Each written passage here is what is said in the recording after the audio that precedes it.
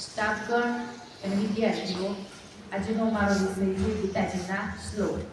શ્રીમદ ભાગવત ગીતા અધ્યાય નંબર 8 અક્ષર બ્રહ્મયોગ, શ્લોક નંબર 1, 2 અને 3. કિમ તદ બ્રહ્મ કિમ ધ્યાત્મ કિમ કર્મ પુરુષોત્તમ અધિભૂતમ ચ કિમ પ્રોક્તમ દેવમ કિમ ઉચ્યતે. અર્જુન બોલ્યા, હે પુરુષોત્તમ, એ બ્રહ્મ શું છે? આધ્યાત્મ શું છે? કર્મ શું છે? અધિભૂત નામથી શું કહેવાયું છે?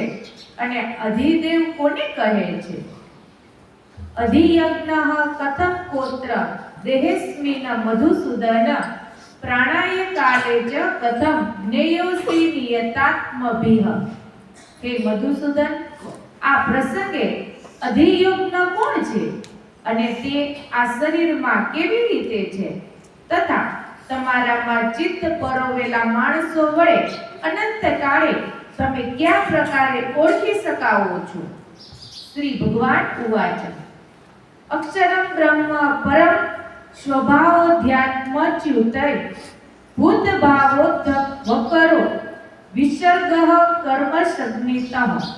શ્રી ભગવાન બોલ્યા, પરમ અક્ષર બ્રહ્મ છે. પોતાનું સ્વરૂપ અર્થાત જીવાત્મા અધ્યાત્મ નામે કહેવાય છે, તથા સકળ ચરાચર પ્રાણીઓનો ઉદ્ભવ તેમજ અભ્યુદય કરાવનાર જે સૃષ્ટિ રચના રૂપી વિસર્જન અર્થાત ત્યાગ છે, એ કર્મ નામે ઓળખાયો છે. અસ્તુ.